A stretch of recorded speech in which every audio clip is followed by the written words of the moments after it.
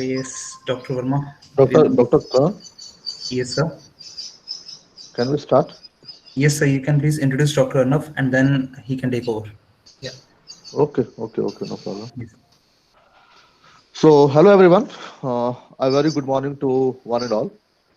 I am Dr. Om Prakash Verma, Assistant Professor in Department of Instruments and Control Engineering.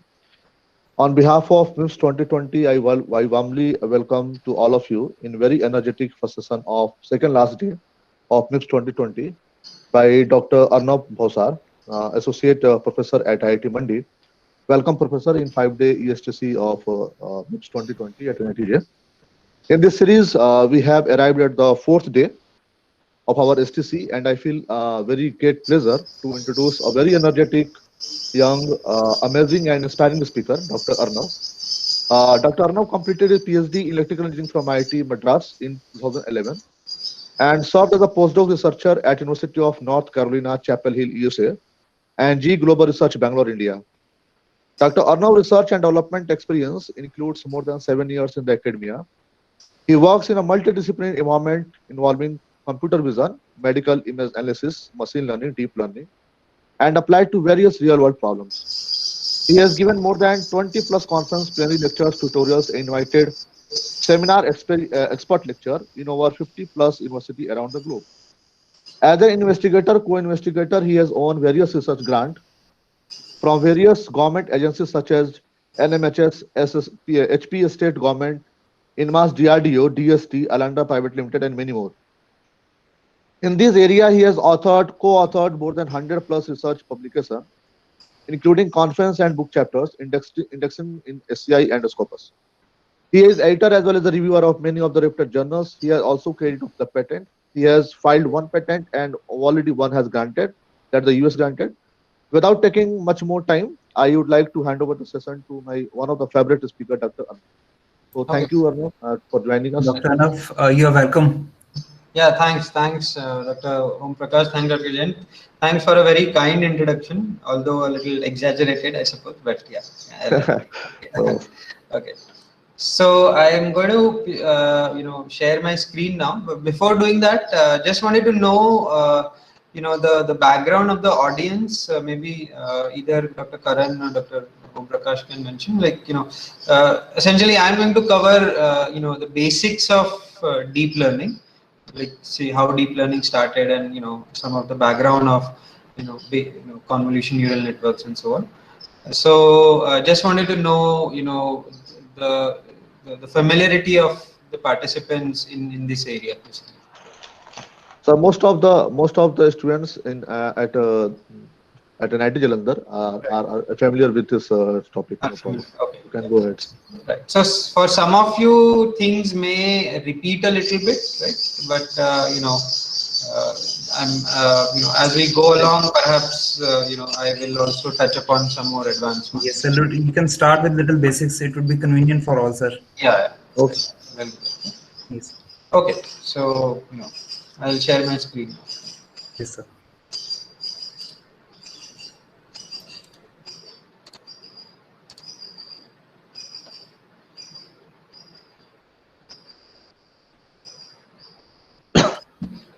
Okay, can you see my screen? Yes, it is visible. Yes, you can see the screen. Okay. Right. Okay.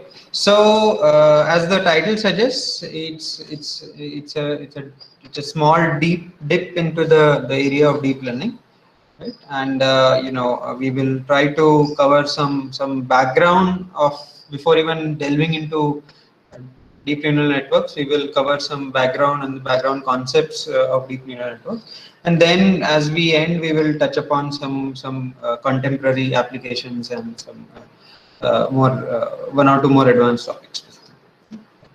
And please interrupt me if you have any questions. I generally like to take questions on the fly, right? So we don't have to wait till the end for the questions. Okay, so let's begin. So just to break the ice, I'm going to give you a very brief glimpse of the variety of tasks, the kind of challenging tasks that are made possible due to deep neural networks. Of course, some of these tasks were existing earlier, but after deep neural networks, we've got extremely high performances in these tasks, and particularly in handling large-scale data. Right? So earlier classifiers such as KNNs, SVMs, etc., they could not actually handle very large amount of data, which was made possible using deep learning. So a very familiar task to all of us is the task of image classification, and basically this is one example from the ImageNet data. It's a very large scale data of about 1,000 classes and 1,000,000 images. Right? And as you can see, the task of image classification is basically to classify an object per image. So one image contains one particular object, and the important thing to note here is that the kind of variety that you see per class, right? So there is variety in pose, illumination, etc. So more closely, these are the kind of variations that the classification problem, modern classification problems, have to deal with. Right? So we can have viewpoint variation, we can have extremely high illumination variations, we can have shape and size variations, and all sorts of things. Right? So so for example, in this case, we have a class of chair, but each chair is looking differently in each image. Right? So although all of them belong to a single class, right? So this is an example of intra-class variation.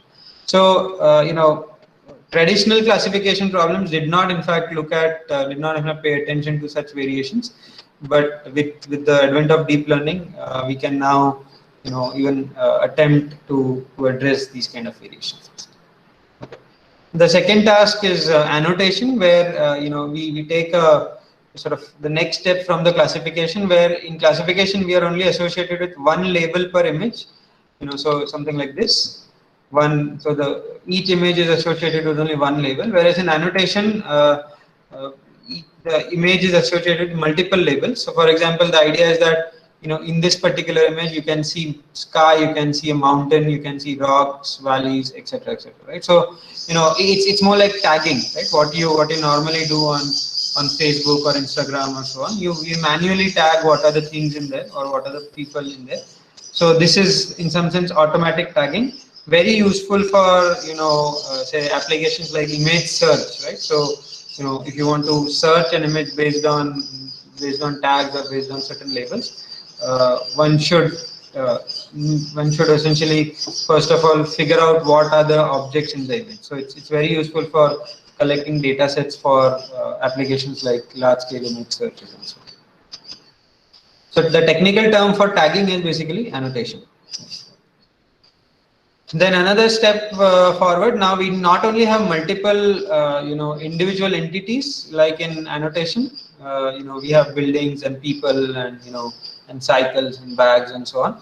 But in addition to that, we also need to know the location of where the person is. Right. So this is again useful for applications like autonomous driving, surveillance, and so on, where you not only need to know what is in the scene, you also need to know where it is in the scene. So this problem is called object detection. And further going ahead, we have this idea of object description. So we are not just now finding out bounding boxes of where the object is or what the object is. We are also trying to put a description on what is actually happening in the scene. Right? So, or what that particular object is doing. Right? So, for example, so we don't just call it a man or a woman or a table. We are describing what is happening with those entities. Right? So this has a NLP component also in the image description part. And there are in fact a lot of works now on image description. It started back in I think 2014, 2015, and now there are a lot of works in image description. This is a very hot area. A lot of good data sets are available. It's still an open area because there is a good amount of NLP involved here, and describing things is never easy. So it's still an open area. Then we move on to a slightly different problem. Again, this is similar to the detection problem where we are interested to know the location and the type of object. But in the segmentation problem, we are interested to know it at the accuracy of each pixel. So, for example, in the detection problem, you saw that we are looking at a bounding box level. So, for example, if you look at this lamp, right?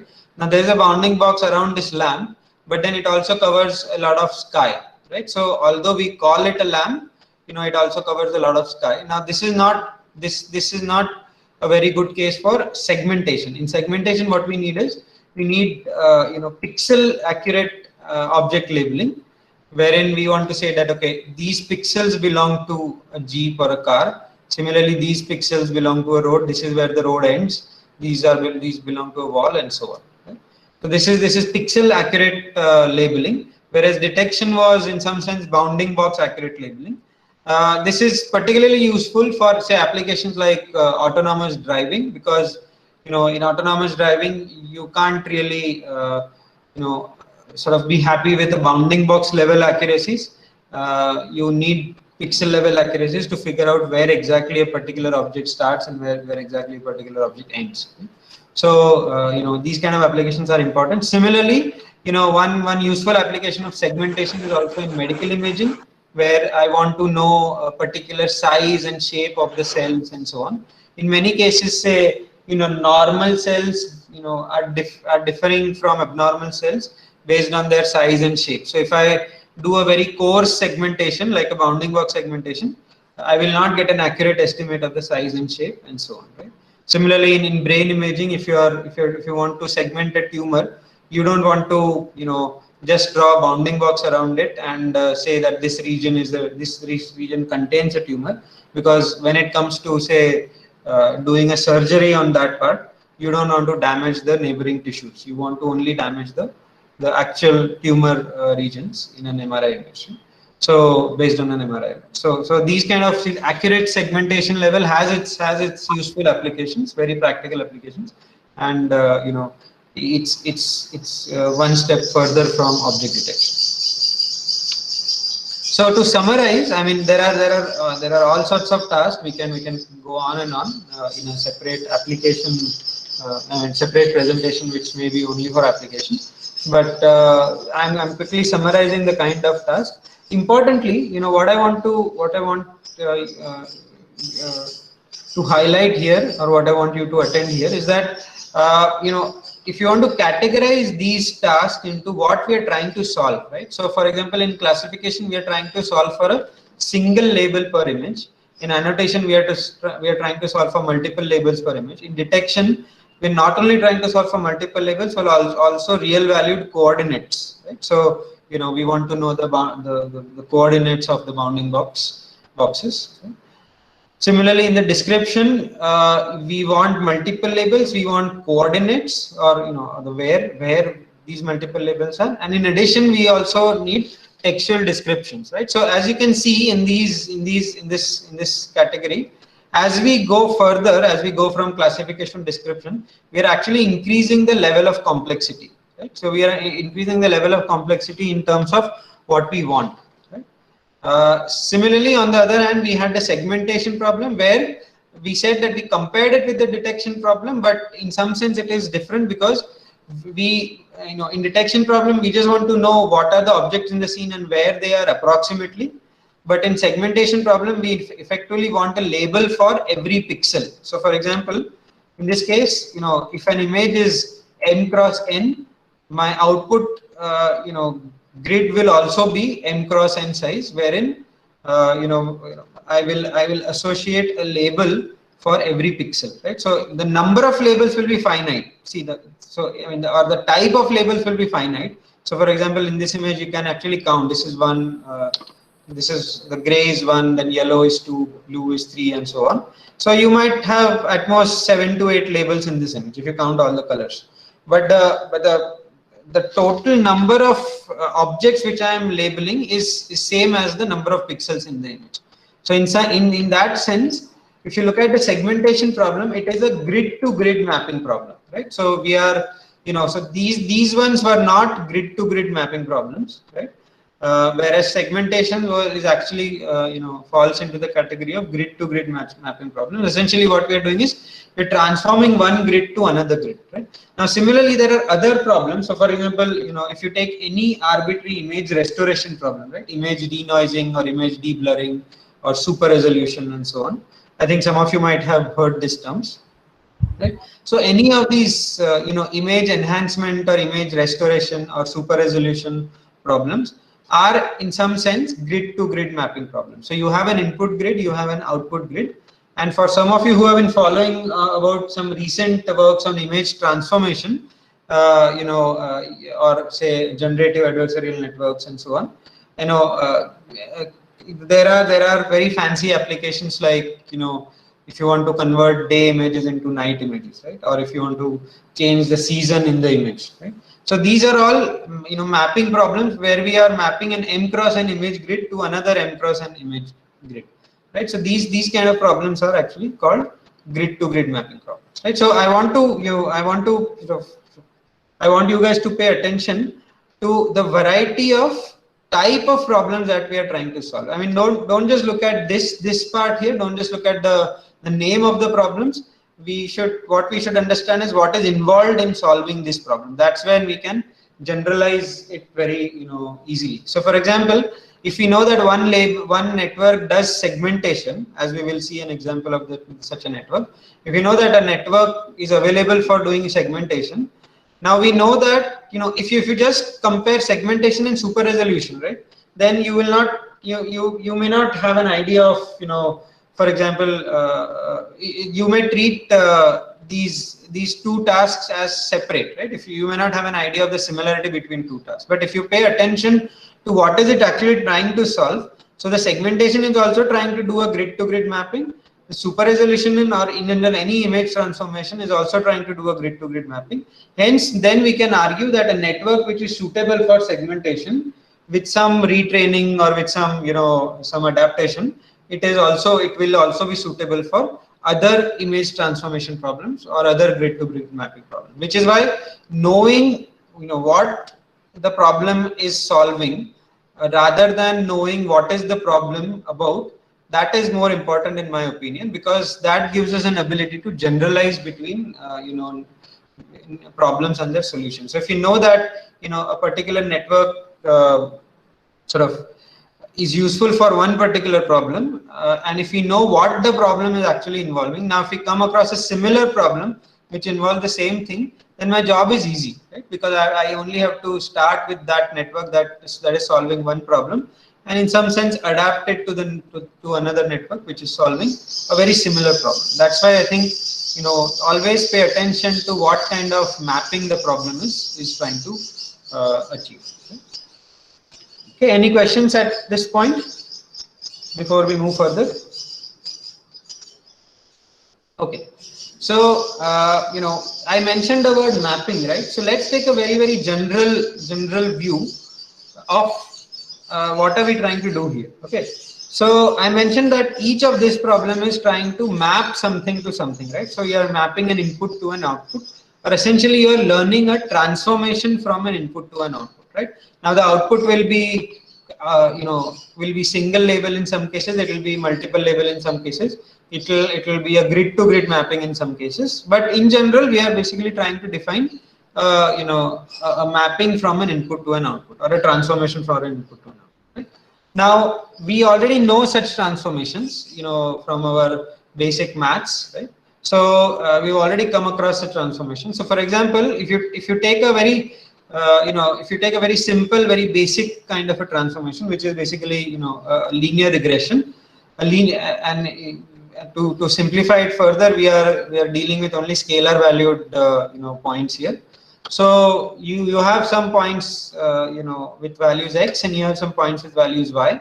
I mean you have those points, the associated values of those points as y, and you are trying to establish a relationship between them, right? This is exactly what I said. We want to learn a transformation, right? So we want to learn a relationship between this x and y, and in this case, in the case of linear regression, we are saying that the relationship is parameterized by two variables. One is b and one is a, right? So these are x, these are y, and we are trying to learn what is B and A, right? So this is basically the problem of linear regression. Similarly, we can have other scenarios. So for example, if my data is distributed in a different manner, right? So if I have a cluster here, I mean, this is a very ideal case that I'm showing, but in general also, if I have a cluster, slightly spread out cluster here and slightly spread out cluster here, right, of points, my linear, this clearly does not fit my linear regression type of problems, right? Because there is a stark difference between these two clusters, right? There is a cluster here and there is a cluster here, and I want to essentially fit a function to this cluster, right? So this problem falls into the well-established domain of logistic regression. So instead of fitting a linear function as we did earlier, we are again fitting a parametric function here, but which is non-linear. Okay, so this is non-linear, and we are basically trying to estimate again.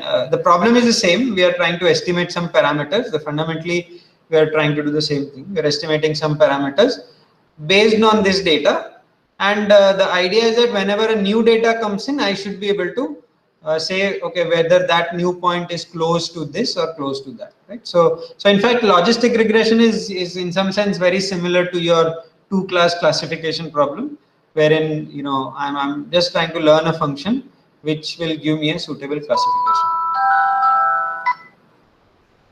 Excuse me.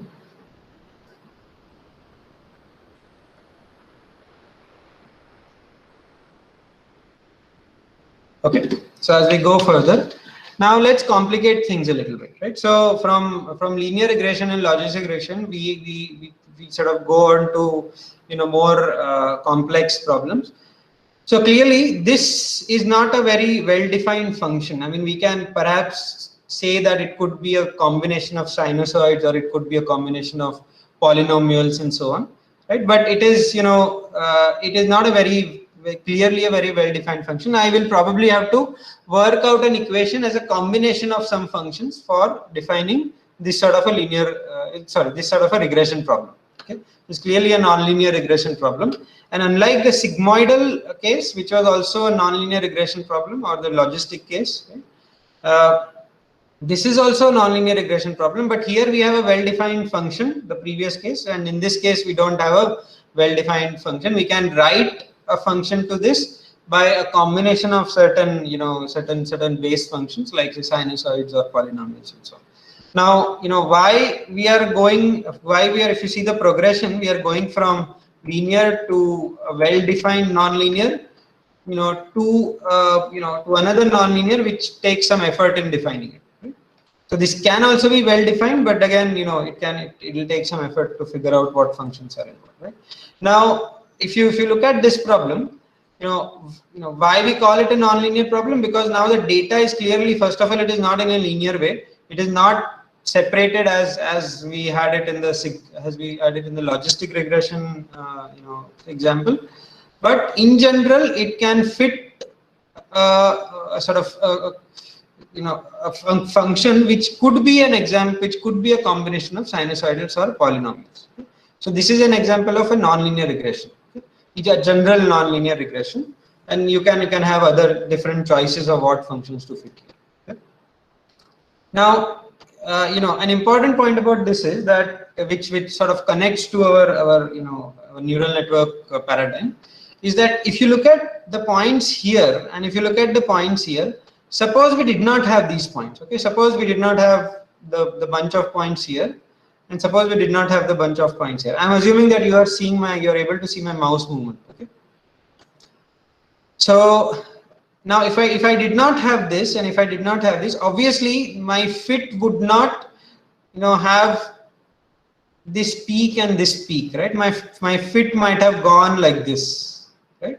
So which means that in some sense, of course this can be debated, but in general, you can say that in most cases it is true that if I have a sufficiently complex function that I want to fit, right, I require a large amount of data, right? So for example, if I did not have this data and if I did not have this data, my fit would have been wrong in some sense, right? If a new test data comes in this region, I would have estimated its value to be somewhere around here, because I would have calculated a fit like this, right? If I did not have this cluster and this cluster. So that means if my mapping is complex, if my mapping is sort of complex, then I would actually require a good amount of data to learn such a mapping. Okay, this is the point that we want to make, in support of deep neural networks.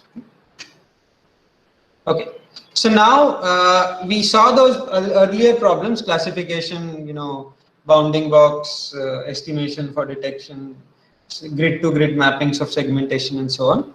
We saw those earlier problems. Now, see, all of these examples that I had taken were scalar valued examples. So we had one x value and one y value in all of these cases, right? Now we not only have vectors, but we have, sort of. So if you take a, say a 100 cross 100 image, which is in fact a very small image. Our normal camera images these days, or normal mobile phone images these days, are 1000 cross 1000. So if you take a 1000 cross 1000 image, you are actually dealing with 1 million parameters. Oh, sorry, 1 million data points, right? So effectively, if you want to learn a grid-to-grid mapping, you're trying to learn a mapping between 1 million data points on one side and 1 million data points on the other side. And similarly, the other problems are also of similar complexity. Your input is 1 million data points, and your output is, even in an annotation problem, your output is a small number of labels, but still it's still a mapping from 1 million data points to those number of outputs, right? Maybe 10 outputs, 15 outputs, whatever. So so clearly, the problems are far more complicated than what we have seen now, what we have seen here, right? And they clearly fall beyond the capabilities of functions which can be analytically defined. Okay, so these kind of functions can be analytically defined. We can actually write an equation for it, but we cannot really hope to analytically defined functions which are actually mapping sort of a million variables in the input to similar number of variables in the output, or basically the mapping contains million number of variables. And because these are very complicated mappings, essentially we say that, as we discussed earlier, if you have a complicated mapping, you would rather require a lot of parameters. So for example, in this case, if it's a combination of multiple functions, say polynomials or sinusoidals, right, or both, then of course these will have much more parameters as compared to the sigmoid in the linear regression. So linear regression only had 2 parameters, sigmoid also had only 2 parameters, but these will have more parameters. And now we cannot even imagine what kind of analytical function that we are writing. But those functions, we can safely say that they can have thousands and tens of thousands. And if you see the contemporary network, the number of parameters even go up to 1 million parameters. Okay, so you're dealing with functions which are having of the order of million variables, right? Input output variables, or and or million of the order of million parameters, right? So this is it is not possible to write this function mathematically. That's why we actually go into the deep neural network. Now, when we say that it's not possible to write this function mathematically, it's not completely. It should be taken with a pinch of salt, right? So the neural network, when it began, the neural network actually came up with a very nice trick to actually, sort of model these kinds of complex, functions, okay, which learn a mapping between the input and the output. Okay? So that's the abstract view of neural network, that we are trying to learn a mapping between an input and an output, where the input and output also contains a lot of variables, very large number of variables, and the mapping itself contains a very large number of parameters, okay, which is not possible to express it analytically, at least at a global level. Now this is the important point, right? We are not expressing that function at a global level, but there is a very neat trick that we are actually doing in actually establishing this mapping. Okay, so any questions till now before we go further? Yes, sir. One participant has raised the question. Sure, yeah, go on. If we take more complex nonlinear equation, then there is a very probability of overfitting. Yes, yeah. Hello, sir. So, Sorry to interrupt you. Sir, yeah. actually, if we take a nonlinear equation in very degree, very Mhm. large degree, then there is a very probability of overfitting. How to Yes, overcome so that, sir? right. So see, overfitting happens when we have less data and a very nonlinear equation. Okay. So if you have so it's a chicken and egg problem in some sense that, so I mentioned earlier that if you don't have data, you will basically, fit something here. So that will not be correct, right? But if you have very less data, basically if you have very, so see, when overfitting happens, see what you're trying to do is, see, for example, you have this particular data and you have a overly complicated functions which passes through each of these data points. Okay, so I mean, suppose you follow my mouse movement. Okay, so suppose it passes through each of these data points, then we say that we are actually overfitting. Okay, so so overfitting is a function of both the number of parameters, which defines the nonlinearity, and also the amount of data, right? So when you don't have too much data, you should actually have, one thumb rule is, when you don't have a lot of data, you should actually your network should be sufficiently simpler and not very complicated. Okay, very deep or Sir, very. sir, if our data is spread over in very large range, Mhm. then how to overcome that? I am not able to fit in a simple nonlinear equation, and we have a very small amount of data. Mhm. Is it possible to choose a nonlinear equation with a very high degree, or we No, go for the simpler that's model? what I'm saying. So if you don't have too much data and if you choose a very complex nonlinear function, then your chances of overfitting will increase. So if you have very less data, then you should actually choose simpler functions. So even in terms of networks, you should actually choose simpler networks. You should not choose very deep networks. Because see, it's like this, that suppose you don't you have you don't have these clusters, right? You have less data, then I would not fit this function. I would rather fit a linear function here. I mean, that's taking it a little too extreme, but my point is that if I don't have this data, and if I still choose a very complex function, then it may happen that that complex function will actually pass through a lot of points. Because see, what we're trying to do is we're trying to, match the points to the function, right? So, so if a function is able to minimize the error by fitting through a lot of points, it will actually tend to minimize the error in that way, right? But if you choose a simpler function, linear function, no matter what you do, the linear function, cannot minimize the error beyond a particular limit, right? Because if it is minimizing an error here, for these points, its error will be more for these. If it is minimizing error for these points, its error will be more for these. So the point is, it cannot pass through all possible points, right? So that is the idea, that if you don't have a lot of data, do not choose a function which is very complicated. Or in, translating it into networks, if you don't have a lot of data, do not choose a network which is very deep. Sir, is there any particular rule of choosing nonlinear equations? Unfortunately, well, there is no rule for selecting a network, but there is a rule. There is a way to test for overfitting. So so the idea is that if you're training, so normally when you're doing any classification or regression problem, you have a training sample and a test sample, right? You have a training set and a test set, right? So one common test for overfitting is that if your training error is very low but your test error is very high, that means you are choosing an overly complicated model. So you can reduce the complexity of the model. Yes, sir. Sometimes we get a very high training result, but our model is failed to recognize very simple object.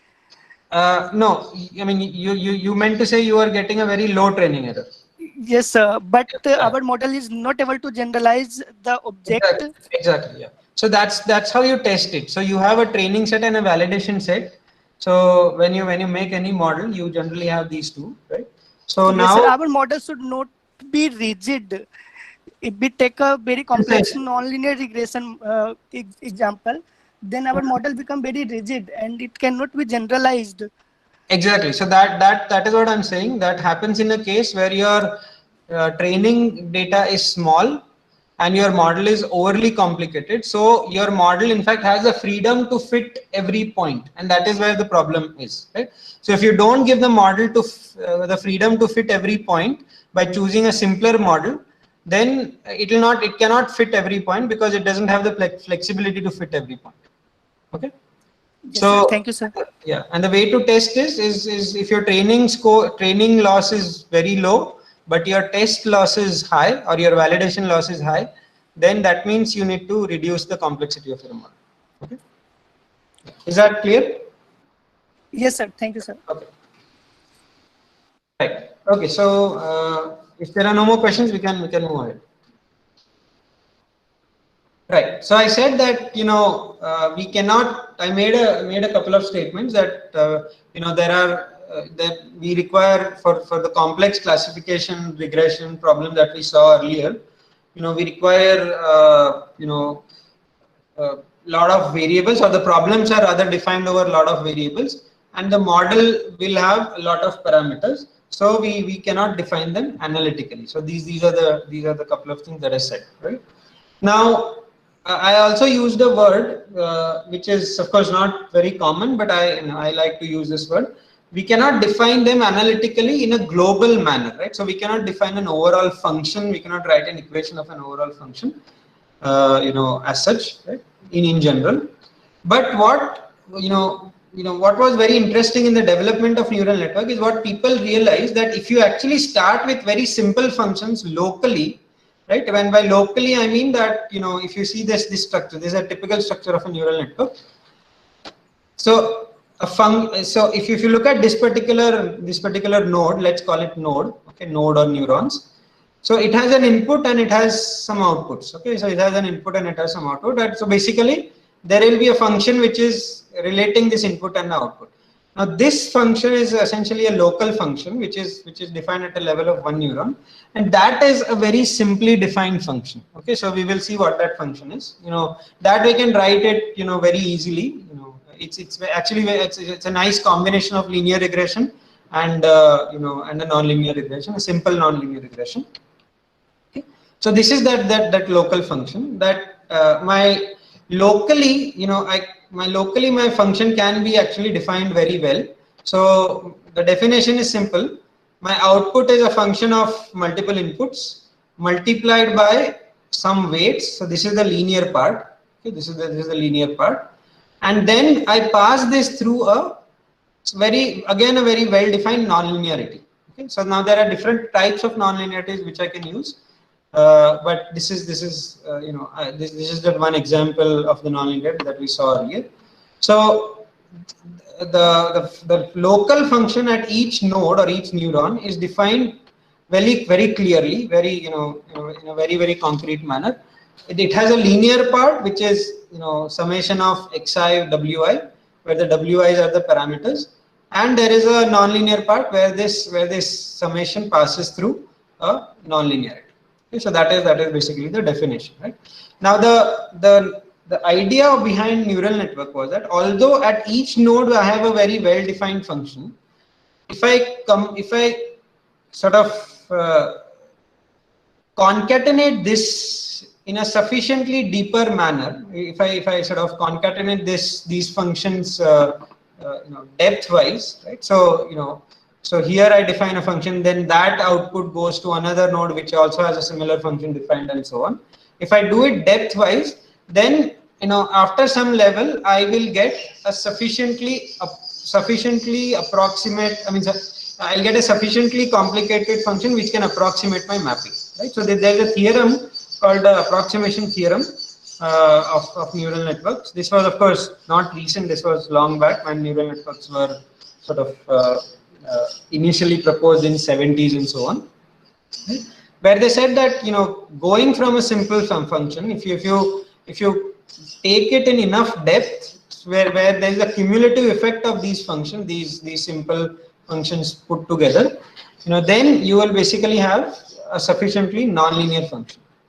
Now in that sense, this non-linearity is actually very important, because if you remove this non-linearity, then in fact I can actually define a mapping between this and this. No matter how deep I go, I can define the mapping between this and this in a linear manner. So I can actually define it in a y is equal to ax manner, right? So if you look at a matrix vector representation, y is equal to a into x, where a is a matrix. So if I don't have this non-linearity, then in fact I can actually define, irrespective of any depth of of the network, unless I have that non-linearity, I can actually define this to this relationship in a linear way. So that doesn't help me, because I actually need a non-linear function. Okay? So that's why this non-linearity at every node is important, and the cumulative effect of the linearity as well as the non-linearity as we go along to the deeper and deeper will sufficiently approximate any function. That is the idea behind the neural networks. So if you look at this, diagram again, this schematic again. So we have the inputs, then there are the outputs of the first level of node. So this is called the input layer. The input layer, the outputs are now connected to each node in the second layer, and so on, right? So here, in some sense, everything is connected to everything, right? So every output of this guy is connected to each of these nodes, right? Or in other words, the input to each of these nodes is coming from every output from this guy, and similarly for the next layers and so on. And finally, we have an output layer. So depending on the problem that I'm solving, I will define my output layer, right? So for example, in the classification problem, suppose I have 10 classes, my output layer will have 10 nodes. And during training, I say that one of is 1 and the other is 0, depending on what example I'm giving for my for that particular iteration. Okay? So depending on the kind of problem that I'm solving, my output layer will determine whether the output is single labels, whether the output is real valued. So in the detection problem, for example, I would need real valued output, because I also need to know the bounding boxes locations. So those will be real valued output. So the output layer essentially determines what kind of problem I'm actually solving. Okay, so that was the idea behind the original neural networks, which are also known as fully connected neural networks. Okay, so these are fully connected because here everything is connected to everything. Okay, each node is connected to every node. Okay. Okay. Right. So now so again in I think in early 80s or so, I think one person, Jan LeCun, who recently is one of the 3 persons who got the Turing Award recently. So he was considered as one of the pioneers of neural networks and deep learning. Essentially, he and a few others basically realized that there are too many connections here. Okay, so there are actually a lot of connections here, because we are actually connecting everything to everything. Okay, so if you actually see the number of weights here, right? So these are like W1, W2, W3, W4. If you actually say, if you have a 10,000 dimensional input, which is very natural for even a small image, say 100 cross 100 image, if you keep counting the number of weights, in a few layers, it will easily touch a few thousands or tens of thousands, or and so on, of that order, right? So the problem here was that although I'm able to approximate, I'm able to define such a function, such a complex mapping, I'm not, the computation of this is very, very difficult, right? Because I still have to compute these parameters, I still have to solve for these parameters. This is the training part of the neural network. Okay? So because of a lot of parameters,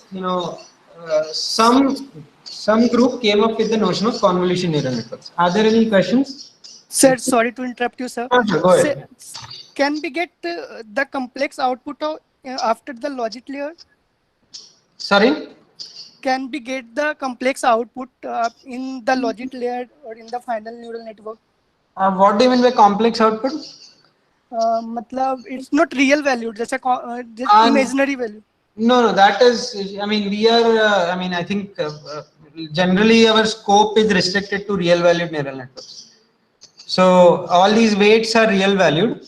So we cannot get any complex. So when I use the word complex, I don't mean complex in the mathematical sense. Okay, by complex I just mean complicated. Okay, I think sir. if there is any confusion. Yeah, sorry. I just get Yeah, confused. sorry. So when I say complex mapping, I don't mean it like the mathematical complex mapping. Okay, sir. Yeah, sorry sorry for the confusion. Yeah. Okay. So complex is in English, basically. Okay. Yeah. Okay. So the problem that people quickly realize that, and of course in 70s, 80s, we did not have too much computation also. So people quickly realize that although we are able to define a sufficiently complicated mapping, right, it is very difficult to solve it, right? Because, we still have to solve for so many thousands and tens of thousands of parameters. So that's where people came up with an idea of convolution neural networks, and while I'm motivating them in terms of reducing the computation, we will see that this has far more deeper insights and advantages, rather than just the reduction in the computation, as we will shortly see. Okay, so the basic idea was very simple, that this is a schematic again for a convolution neural network. Okay. So now, as you can see here, see, this node is not connected to this node, right? And this node is also not connected to this node. So what we are essentially doing is we are reducing the number of connections to which are restricted only to the neighboring nodes, or only to nodes in a small neighborhood. So for example, this node is only connected to these three nodes. This node is only connected to these three nodes. This node is only connected to these three nodes, right? As you can see, right? Now, of course, in this case, it doesn't, the reduction in the connection doesn't look very drastic. I mean, because only these two are not connected. But then, if you imagine a situation where you have 100 nodes and you are still sticking to only, the connection, local connections of 3 nodes. So you have 100 nodes here in this row, in the input layer. Suppose you have 100 nodes, but you are only connecting local 3 nodes to the next layer nodes. Okay, so that is the idea. So then you will realize that we are significantly reducing the number of connections. Excuse me. Right. Now, not only that, we can go ahead and say that now if you look at the bunch of these three and bunch of these three and bunch of these three, we say that, okay, the weights are W1, W2, W3. So red is W1, blue is W2, green is W3. Okay. Now the same weights are repeated here, right? So for this window, we can call it a window, right? This particular set of nodes. For this window, the weights between this window and this new node is W1, W2, W3. Now for the neighboring window, again it's the same thing. Again it's W1, W2, W3. Again for the neighboring window, again it's the same thing, W1, W2, W3. So effectively, I'm not only reducing the number of connections, but I'm also reducing the number of weights, right? So, so in fact, between these two layers, I only have 3 weights effectively, right? So I only have 3 weights between these 2 layers. I can of course put this constraint while solving for this, and makes my life very, very easy. Okay. So both of these concepts, which are less connections between subsequent layers, and the next concept is called weight sharing. Both of this significantly reduce the number of weights to be estimated, as you can clearly see. Now, let's see, why do we call it a convolution neural network? Okay. So basically, what we are trying to do is, if you know the concept of convolution, how many of you know the concept of convolution? I think some basic signal processing or something you may have done, most of you. Yes, sir. Yes, sir. Okay. So if you know the concept of convolution, then you can see that this is exactly what is. In fact, this is something like a correlation that is happening here, not precisely convolution, but sort of like a correlation. But the name has stuck. The name convolution neural network is stuck, right? So essentially, what is doing it, you can say that this is one window of inputs, and it is being multiplied by these weights. Okay, it is being multiplied by W1, W2, W3. Now we are shifting these weights to another window. This is another window, and you are basically using the same weights in, to multiply to do the inner product of this with those weights, and so on, right? So expressing this in 2D, because we will be mostly dealing with images, right? Expressing this is 2D. This is the input. This is the weights that I'm talking about, right? Now, the output here, which is basically the output here, suppose, right? The one output is by a inner product of this weights and this window. Similarly, the output here will be because of the inner product of the next window here and the same weights. Similarly, the output here will be because of the next window here and the same weights. Okay, that is why this is basically called a convolution operation, because it is exactly same as what we do in the convolution operation, right? So this is nothing but a network representation of a convolution operation. Right? That's why this is called a convolution neural network. Okay. Is this clear, or do I need to repeat it? Sir, can you please repeat it, sir? Yeah. Okay. Did you understand this part, the weight sharing part? Yes, sir. Okay. So now see so the weights, if you consider the weight sharing part, then what we are simply doing is we are taking a bunch of weights, W1, W2, W3, doing an inner product here, right? So this is X1 into W1, X2 into W2, X3 Yes. into W3, right? That's an inner product, and that will give me an output. And of course, there's a non-linearity sitting here. So that is the only difference between your regular convolutions and the convolution in the CNN convolution neural networks. That in regular convolutions we don't have the non-linearity. In CNNs we have a non-linearity. But that's another matter. Okay. But the basic process is an inner product of these weights and of an input window. Okay. Similarly, the same weights are there shifted to another window, and another inner product happens, right? So this is just a 2D representation of this. This is a bunch of weights, which is called a kernel or a filter, and this is your input. So these are your input nodes. Okay. Now you are doing an inner product of these weights with this, which will give you this output. Similarly, to get an output in this value, you will do an inner product of the same weights but with a shifted window. Similarly, to get this output, you will do the inner product of the same weights but with a shifted window, and so on. Okay. So that is why this is basically the convolution operation, and what we are doing here is nothing but representing the convolution operation as a network. Okay, is that fine? No? Yes, sir. Yeah, okay, so we'll go through it. Any other questions? No, sir. Okay, so we will proceed further. So now this is just additional, sort of extension over it. The operation remains same, but when we deal with color images, we have, instead of having these 2D grids, we have 3D grids where we have the third dimension for color.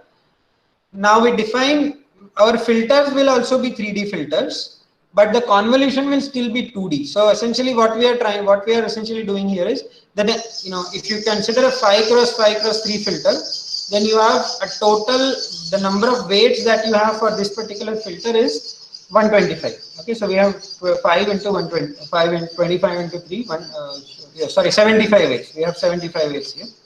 Now what we are doing is, we are doing the same operation here, but then we are sort of collapsing this third layer by doing inner product of this 75 into 75, right? So we will not get a 3D output, we will get a 2D output of size slightly less than 32 cross 32, because we are not considering the border pixels.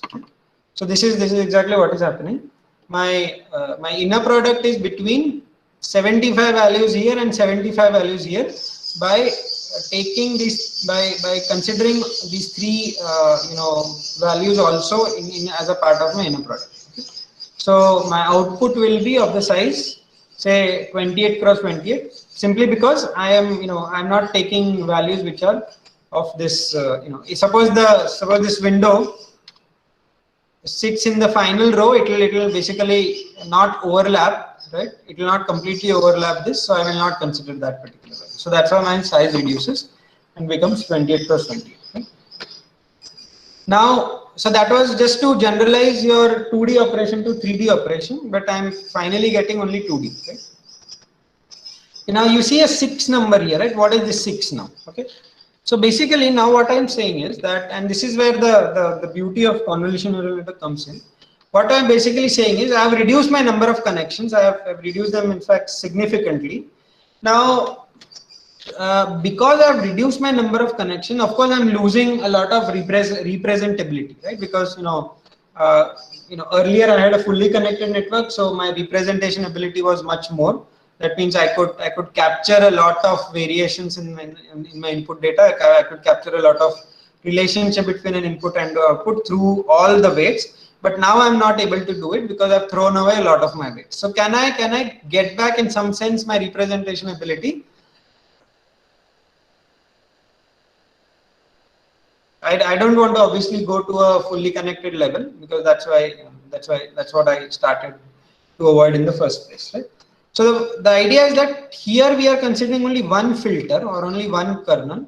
Now what is the idea is that now instead of considering only one kernel, we can actually consider multiple kernels, right? So and the effectiveness of this we will see shortly. Okay. So instead of one kernel, suppose we consider 6 of these, right? So starting with random values, so we consider 6 of these, right? So instead of one output here, 128 plus 28 output here, I will get 6 outputs here, each coming up with one, each coming up because of one filter. Okay, so these are called filter responses or feature maps. Okay, so these are called feature maps or filter responses of convolution neural network. So so to summarize the story till now, I've reduced my connections. I have done weight sharing, which further reduced my weights. Okay. Now I bring in the notion of convolution. That's number 2.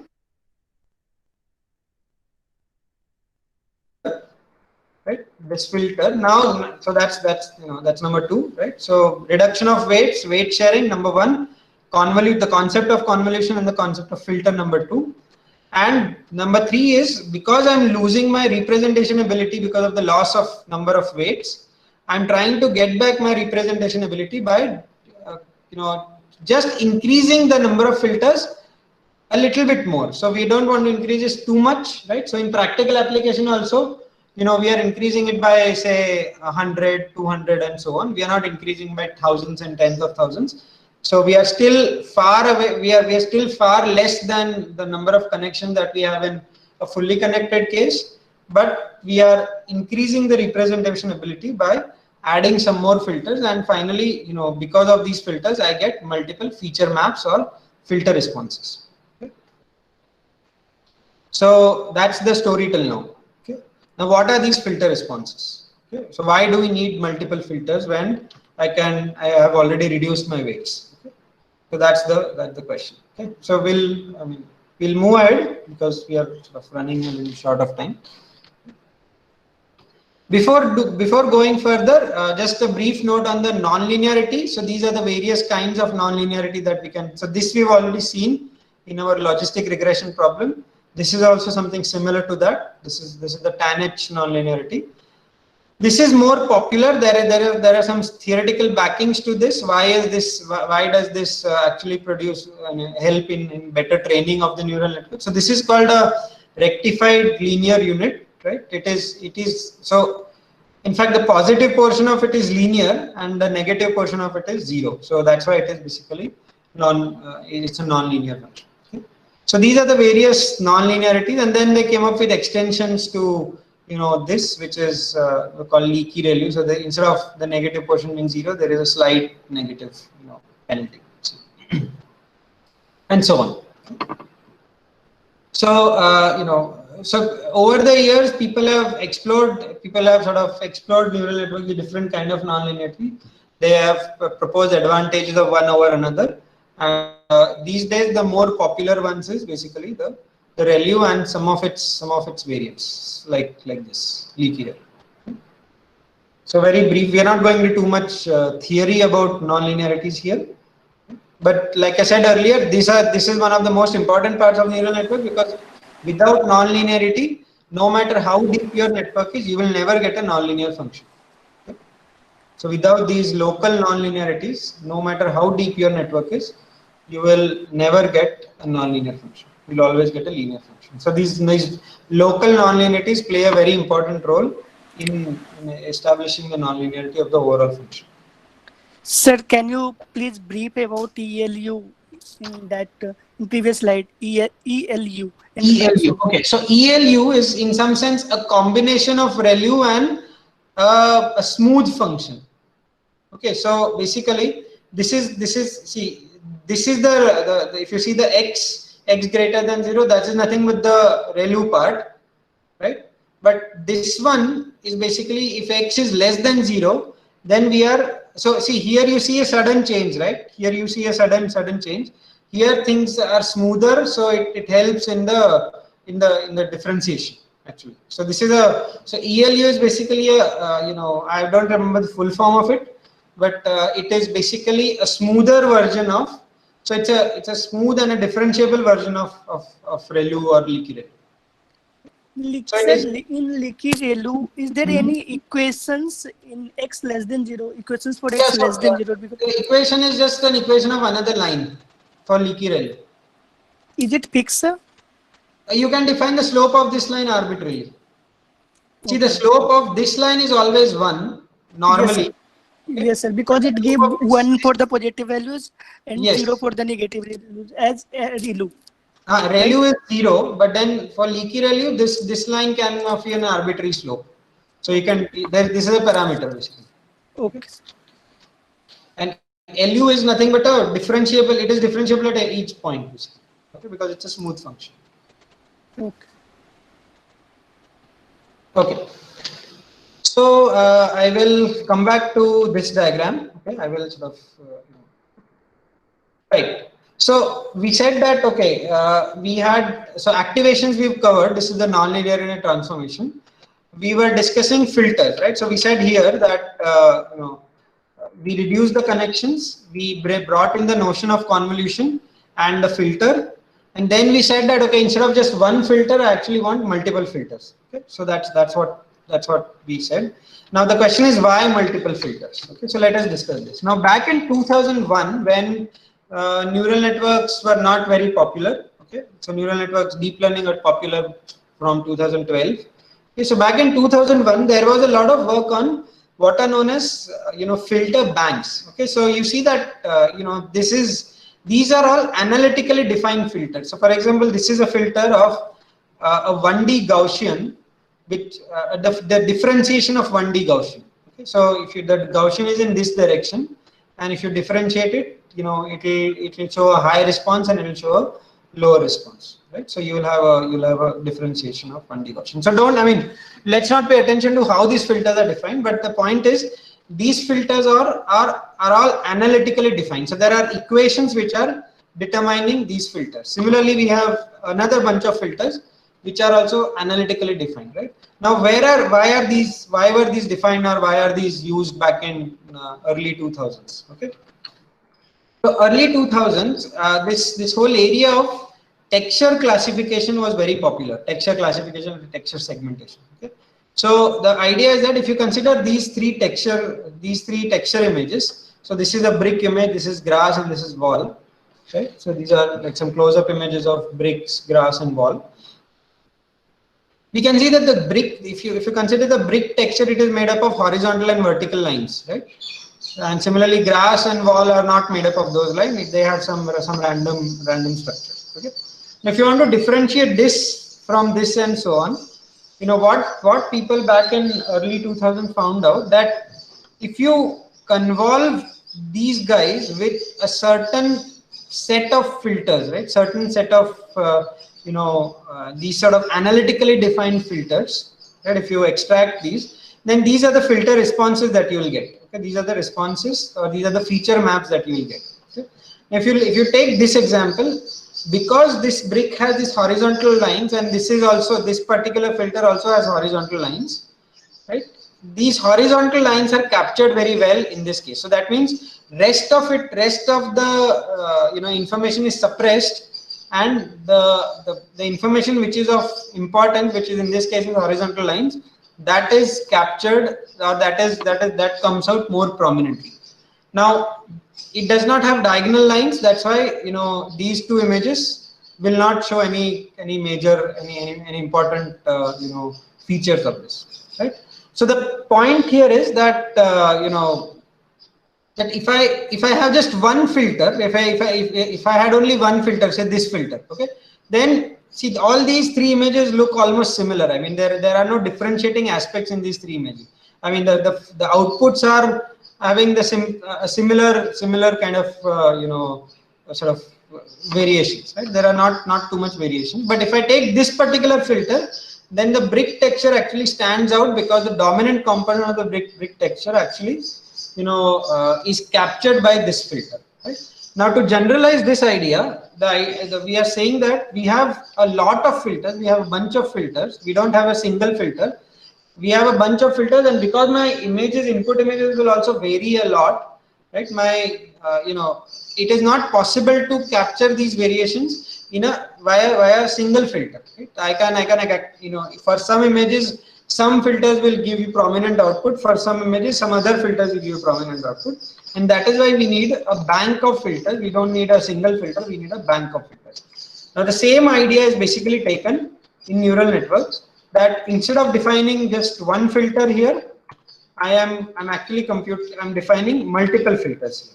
Now, the main difference in the neural network is that if you now see this particular diagram, don't pay attention to subsampling right now, just pay attention to convolutions. Okay?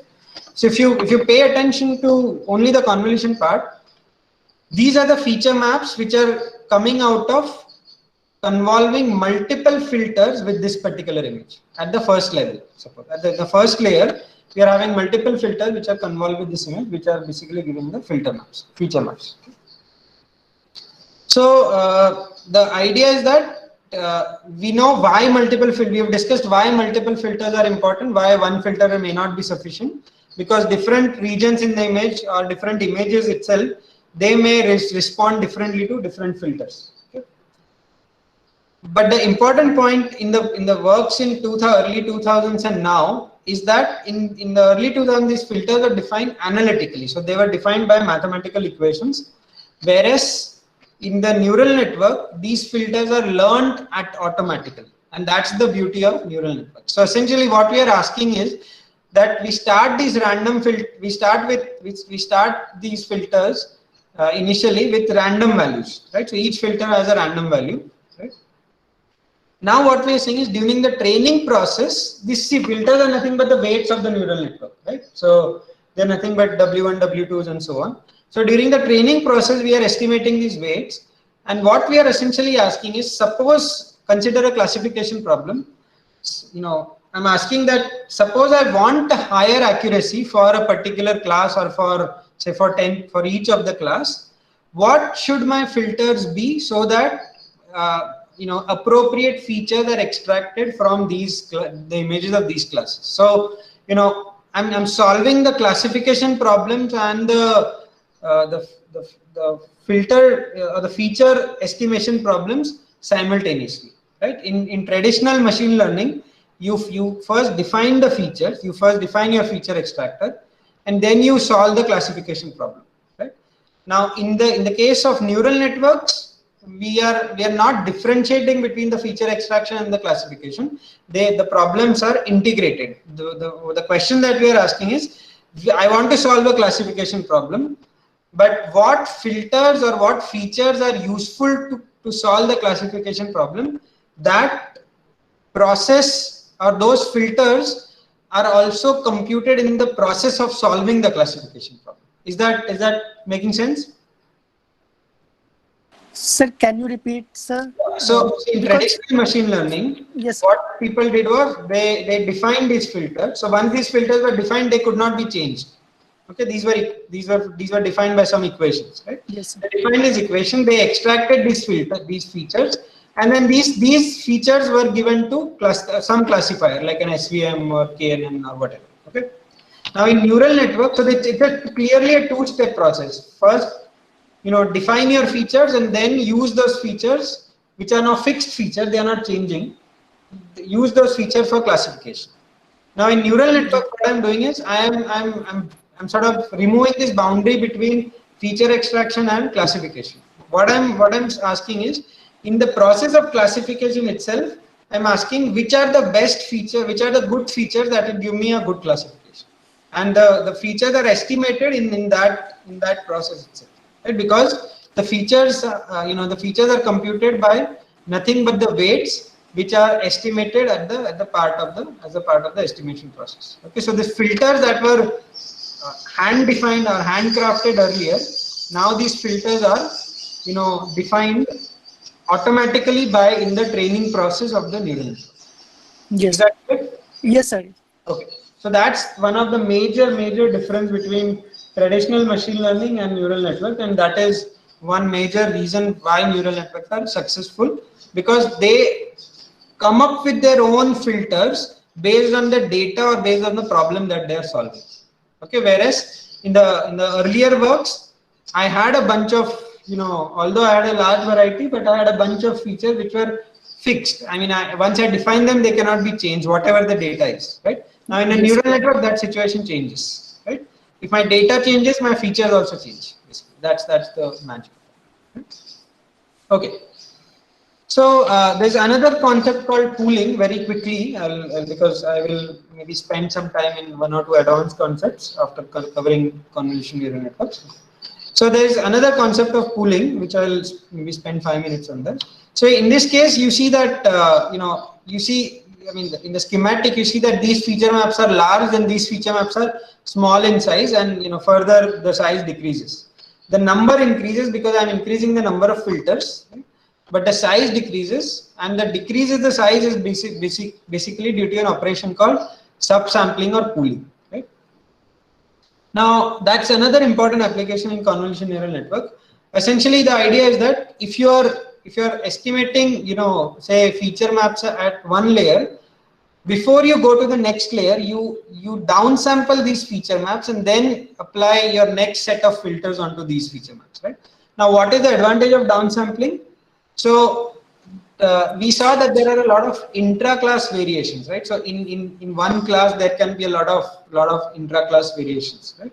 Now, often these intra-class variations are also local, right? So, for example, if you consider, say, stripes on a tiger, or say the patterns of windows in the building. Say some windows are oriented in some manner, some are, depending on the viewpoint, the orientation will change and so on, right? Now, but although the pattern of the windows will remain the same, the pattern of the stripes will remain the same, except that orientations will change, right? Now, if you downsample it, what happens is that it, essentially, what we are doing in downsampling is we are taking a bunch of pixels and we are replacing it by either the average of those pixels or the maximum value of those pixels. Right? So there are multiple ways of pooling. Two of them are average pooling and max pooling. So that's how it is done. The advantage of pooling is that at a high resolution, my variations are larger. Okay, so I can actually easily sort of differentiate between the variations in orientation. But if I reduce my resolution, the variations in orientations or in slight differences in the local features, they will tend to reduce, right? So that means, in some sense, the subsampling process adds a little bit of robustness to these intra-class variations. Note that I mean intra-class variation, not inter-class variation. This adds a little bit of robustness. So if you are considering, say, tiger stripes, right? You will not, in the subsequent layers, you will not pay attention to how the stripes are oriented, but rather than whether there are stripes or no stripes. Okay, so that is one advantage of pooling layer, that they make your classification problem more robust to these local variations, which can actually contribute to the variations within a particular class. So that is one advantage, right? The other advantages, you will see it here. Right. So if you look at this image, right, now I've sort of grossly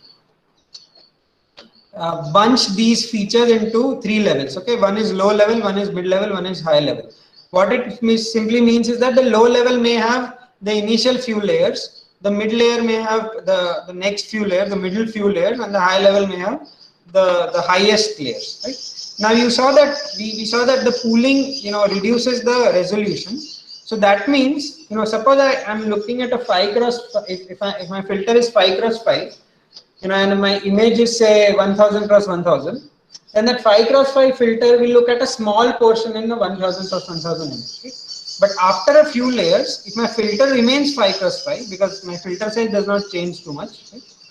But the feature map that I'm actually looking at that particular at the middle level, that is basically looking, instead of a 1000 cross 1000 feature map, that is looking at a 200 cross 200 feature map. Now the same 5 cross 5 window, instead of focusing on individual edges or individual corners and so on, it will focus on larger regions, because now the regions have reduced in size. If you can visualize that, right? So at the high resolution, a small window could only give me estimates of an edge or a corner and things like that. But as we go further, the same window now focuses on a larger part, and hence can capture more semantic information. So for example, this looks like an eye, right? Or this looks like a whole stripe as compared to a simple edge here. Now, similarly, as we go to the highest level, we are even capturing more global information, because my size is very small. So if you can see here, this is almost like a bird, right? This looks like a bird. This looks like a honeycomb. So this is very like, the information is at a very global level, which is sort of captured at the highest level features. And this happens due to pooling, right? Because if I did not have pooling, my features were, my filters would operate at the same scale of resolution, right? They will look at the features which are the same scale of resolution. So this is the second advantage of pooling. The first advantage was putting in some invariance to local variation. The second advantage is that pooling allows us to do this multi-scale, estimate this feature at multiple scales. So, in the lower levels, I'm estimating features, or I'm learning features at the scale of edges and corners or small blobs and so on. At the mid level, I am learning a little more semantic information, and at the higher level, I am almost learning very large, like information from very large regions from your original image. So that's the second advantage of pooling, that it actually helps learning information at multiple scales. So before I go ahead, can we can have some questions if there are? Yes, sir. Yeah. I have a question. Sure. Sir, actually in pooling, we are reducing the dimension of our feature map, right? Yes. Sir, is there any effect of pooling on the accuracy of our model? Yeah, so that's a good question. So yes, one would think that downsampling would have an effect. So yes, there is, there will be an effect, but then the advantages that I mentioned, so people have analyzed this, and they have found that the advantages of pooling outweigh the effects of the loss of information of pooling. So yes, there is pooling. There are losses due to downsampling, but then the two advantages that I mentioned of reducing the intra-class variation and capturing this multi-scale information, those sort of dominate the loss of information in the pool. Okay? Sir, my second question is, we are not considering the edge of our image, right? In CNN, choosing our filter is not constrained to choose the edge of our images. Well, typically in the lower level, what happens is that your filters are learning some edges. So for example, if you see this, these look like certain edges, but then like I said earlier, this depends on your data. So if your data does not have too many edges, then it will not learn edges. Okay, sir, can we expand our images with some false pixel around the edges so that our CNN architecture include the edge of our image? When you say extend our images, I think adding some false pixels. By adding false pixels, but why would you want to do that? Because if your application say does not have very prompt edges, then why would you want to incorporate false edges? If we want to detect the edge of an image, let's say edge detection problem, right? Then can we do it by CNN filters like this? You can. So for example, just like I mentioned, the segmentation problem is a grid-to-grid mapping problem, right? So similarly, you can do the edge detection also using a grid-to-grid mapping, right? So in that case, your goal is only to learn the edges, basically.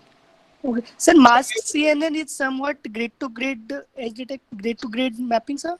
In fact, mass CNN, if you take any segmentation network, right, it falls into the category of grid-to-grid mapping. Okay, okay. So UNet, mass CNN, anything falls into the Sir, category. is pooling have any sort of predefined rule that we have to pool something average pooling or max pooling? How can we choose? There is no predefined tools, but there are no predefined concept. But normally, max pooling has shown to be more advantageous than average pooling. Yes. Okay. Okay. Thank you, sir. Yeah. I mean, the reason is simple that in max pooling, the idea is that the pixels which are contributing more to my feature responses are the pixels which are having the high value. So in max pooling, you retain the high value and you neglect the other values. Yes, sir. Yes, sir. In our network, somewhere we do the average pooling, and at last we are using max pooling. Right. So yeah. Okay. Right, so I will not go into the details of how to train a neural network. There is the algorithm called backpropagation, which will take its own, we can spend one lecture on backpropagation itself. So we will not spend too much time on this. Okay. So before we now, go to, so how much time do I have, Dr. Kal or Dr. Om Prakash? Hello? Yes, sir. It's about 10 to 11 minutes are remaining. 10 to 11 minutes are remaining. Okay, fine.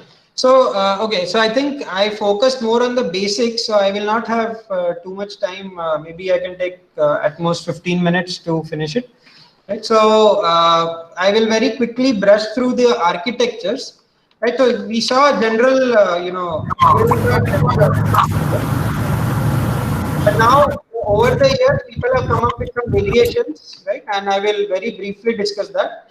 So, what got deep learning going is this AlexNet architecture, which was basically, sort of discovered in 2012, right? Or which was sort of proposed in 2012.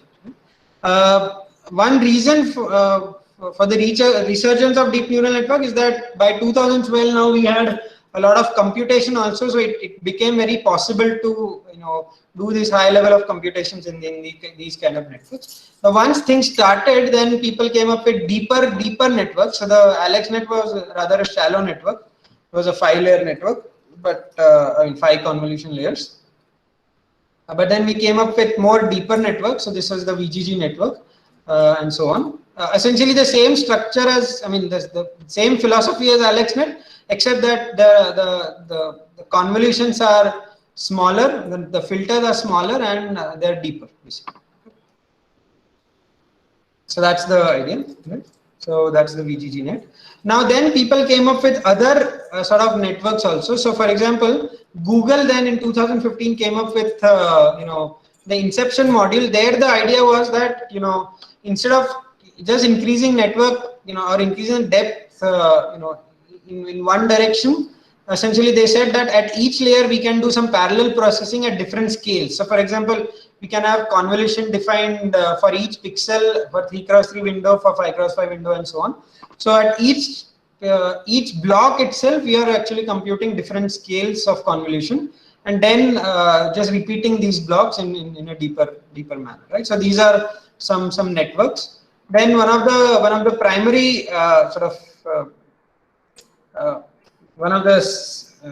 primary progress that sort of increased the depth of the network was the invention of ResNet, which is the residual network. There is a theory behind it. I will not go into the details of the theory, but the idea was that instead of coming up with again a linear structure here, so basically again not a linear, but again more of a sequential structure here, which was there in the previous networks, right?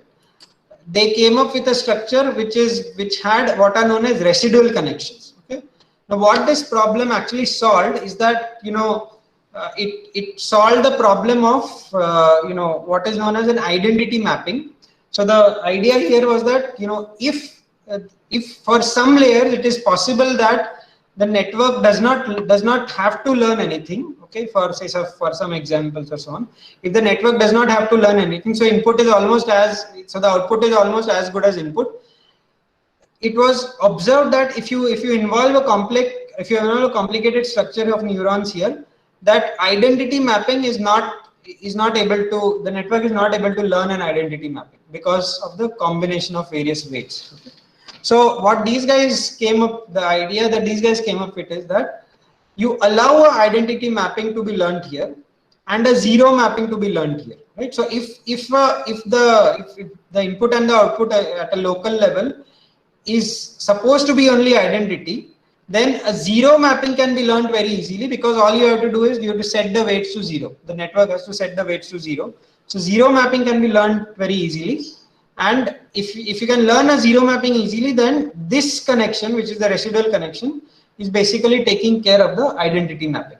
So with this, much deeper networks were possible. Like so until inception, the network size was restricted to 10, 15, 20, and so on. With RESTnet, the network size could increase to 50, 100, 150, and so on, right? So so these were some of the important advantages, right? Okay, now what I'm going to do is I'm going to quickly cover one interesting one paradigm called autoencoders, right? Which the base network in autoencoders can be a convolution neural network, but the concept of autoencoders is rather interesting. Okay, and this is, in fact, I mentioned the grid-to-grid mapping earlier, right? So in fact, autoencoder is one such network which is very popular in grid-to-grid mapping. Okay? And if some of you know about generative adversarial networks, the autoencoder structure is also used as a part of generative adversarial networks. Okay? So let's quickly cover in 10 minutes the autoencoder part. So so the earlier examples that we saw was for classification. So you had different structures, like in this case, the RESTnet structure, the VGG structure, the inception structure. They had some different concepts, they had some different advantages and so on. But then the point was that all of them were used for classification, right? Now the concept of autoencoder is rather different.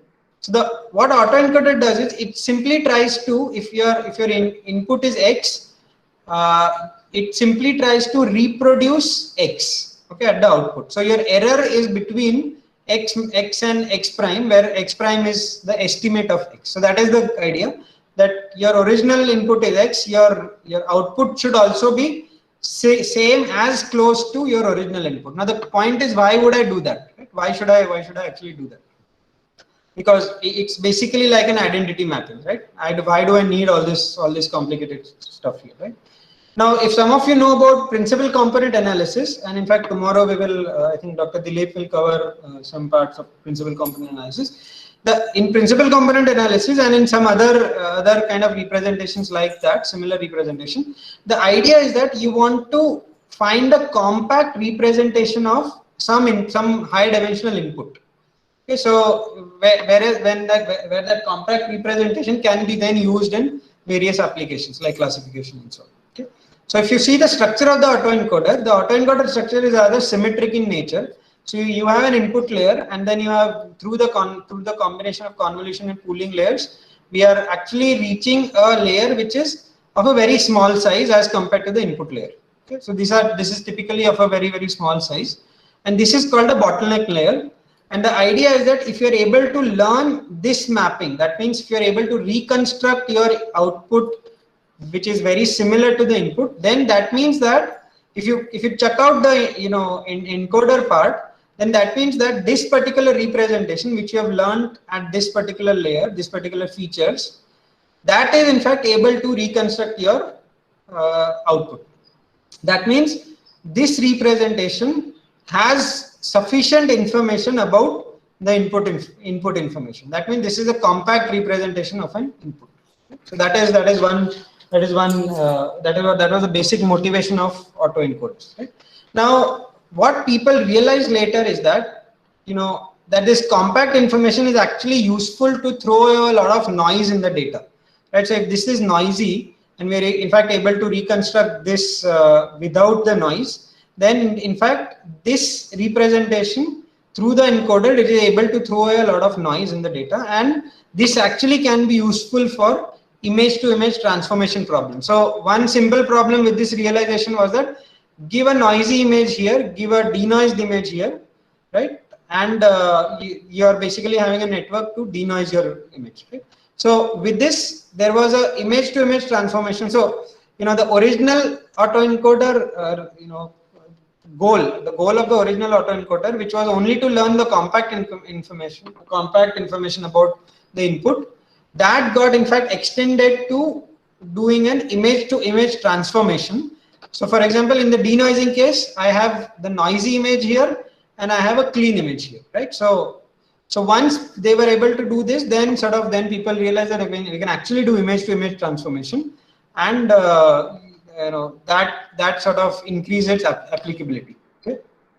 So one seminal work in which used a structure which is very similar to an autoencoder, but somewhat more additions. There are some adaptations to the autoencoder structure.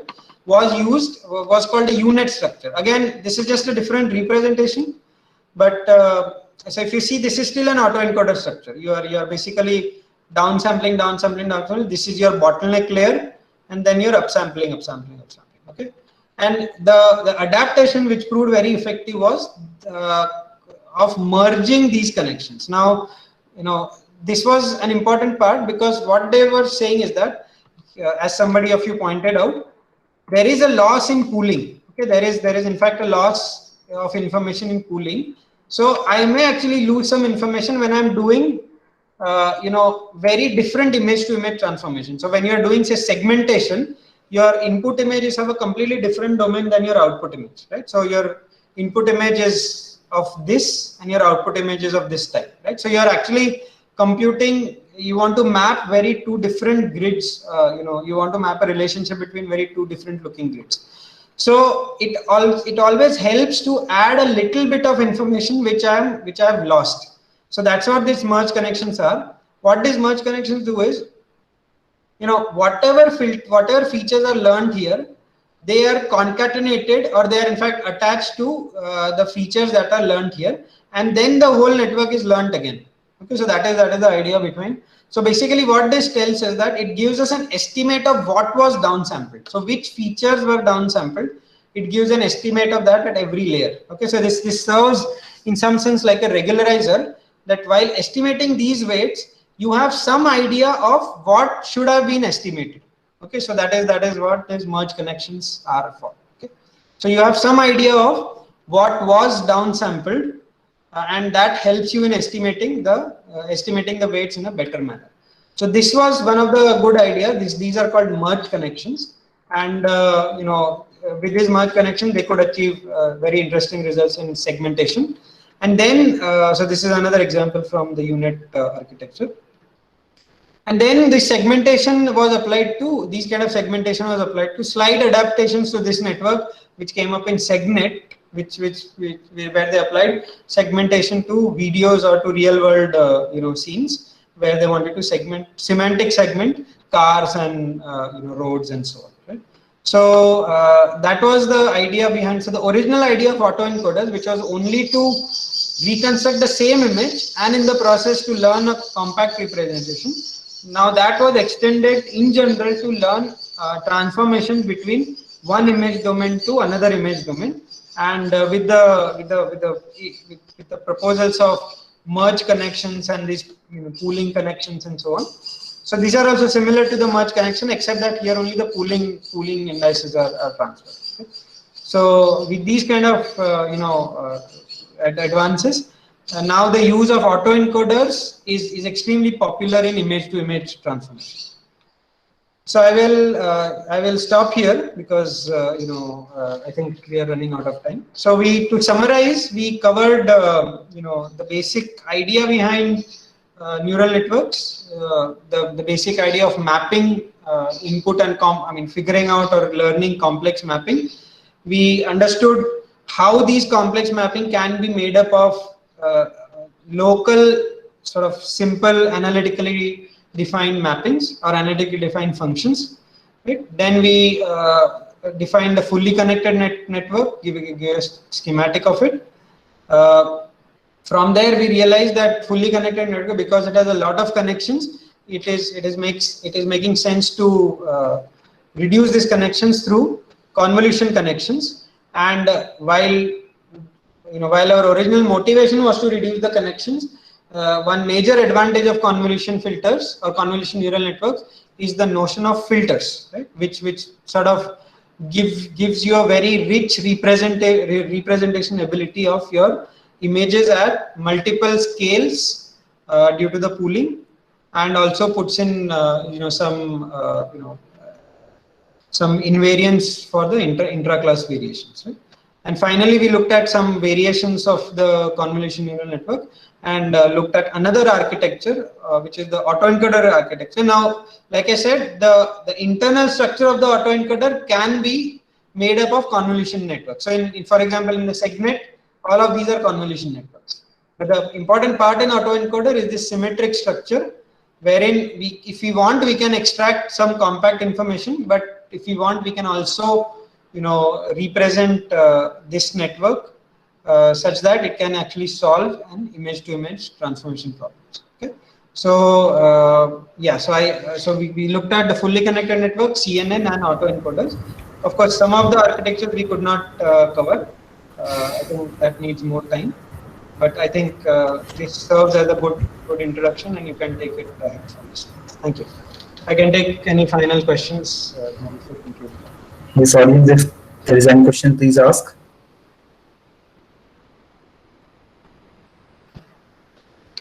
Sir, if time permits, can we have a brief insight of autoencoder network, how it works, sir? Okay, so basically, very quickly, so what we are essentially solving for in the autoencoders is these parameters. Okay, so the error that is defined in the loss function that we are defining in the autoencoder is simply the difference between the input and the output. In this case, right? In this case, we are trying to just minimize the error between the output and the input. Right? So this is in some sense an unsupervised learning, because here I don't need an excess of training data. But when it comes to image-to-image transformation, so I should have ground truth segmentation maps here, or I should basically have ground truth labelings of whatever output that I want. So for example, if you look at a super resolution application, then you should have ground truth high resolution images. Now you put in low resolution or interpolated images in the beginning, get some estimate of the high resolution image, do a difference between these two, basically compute the error between the true high resolution image and your estimated high resolution image, and now back propagate that error through these layers. Right? So so that's the idea is that you should have ground truth information of the domain that you want to estimate at the output. Okay, and you compute the computer differences between the domain and your estimate at every iteration, and then back propagate that through the network. Okay. Yes, sir. It is somehow related to the perceptron network in our neural network. No, see, perceptron is not a network per se. Perceptron is an algorithm. Yes. And in fact, if you want to graphically represent it, perceptron is simply one neuron. So perceptron is only a linear classifier. Okay. Okay. So yeah, so this is not really related to perceptron in that sense. Okay. Thank you, sir. Yeah.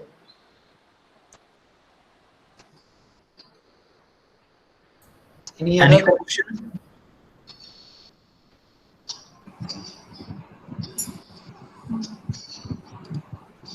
Okay, so I will unshare my hello. Sir, if we are talking about the activation function, deep neural network is efficient in case where we are using different activation function, or we are using same type of activation function. So see, by activation function, just clarifying, the activation function is basically the non-linearity that we defined earlier. Okay, so different activation function have different purposes. So for example, the ReLU activation function is generally used in the middle layers because it has better properties when it comes to taking the gradients and in your backpropagation algorithm. There is at the output layer, because we want output in terms of probabilities. So if you are solving a classification problem, you want output in terms of probabilities, right? So class probabilities. So there we will use an activation function called a softmax activation function, which actually gives an output in terms of probabilities. Similarly, sigmoid functions gives an output in terms of it gives an output between 0 and 1, but they are not necessarily probabilities. So when we want real valued scores at the output, say for example, when we want regression scores, when you want to regress between any number between 0 and 1, in that case we will use sigmoid activation functions. So there's nothing like which activation function is good or bad or anything. Each activation function has a particular function, and for the internal layers, it is found that the ReLU is better. Right? But for the output layers, we either use a sigmoid or a softmax function depending on what application that I want. Does that answer your question? I'm not sure. Sir, actually, in a specific function or in case of a feed-forward network, I am using 3 different type of activation function, like sigmoid function, tan H. So it is efficient, or if I am using sigmoid and sigmoid function, then it is efficient. I think if you talk about efficiency again, I think ReLU, it has been shown that ReLU is more efficient. I mean, if I'm talking about efficiency in computation, basically. Sir, the ReLU and the sigmoidal function, activation function, both are used in the hidden layer, right, sir? Yes, both are used in hidden layer. Both can be used in hidden layer, but it has been rather well established that ReLU has a lot of advantages. So these days, people don't use sigmoid in the hidden layers actually. Okay, so can we use sigmoid as output in the output layer? You can see, yeah, exactly. That's what I said. See, it depends on your application. See, if your application is classification, then you cannot use sigmoid because you want output in terms of probabilities. Yes, so you should use softmax. But if your output is regression, where you are okay to have a number between 0 and 1, you are not constrained that it should be probabilistic, then in fact you can use sigmoid. Okay. Yeah.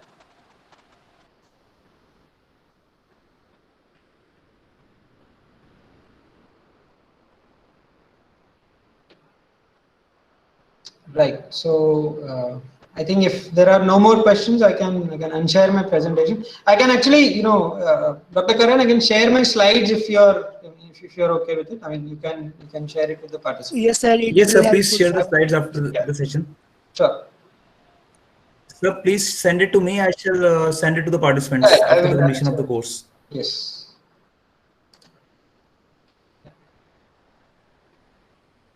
So have a nice time. So thanks a lot for the wonderful presentation. Okay, thank you. Yeah, it was good to it was good to have an interactive presentation. Thank you very much. Yeah. Yes, thanks a lot. Have a nice time, sir. Yeah, you too. All the best for the rest of the workshop. So audience, we have next session scheduled at 2 p.m. So please join us at 1:50 p.m. Okay, we shall start the proceedings then. So have a nice time. Take care.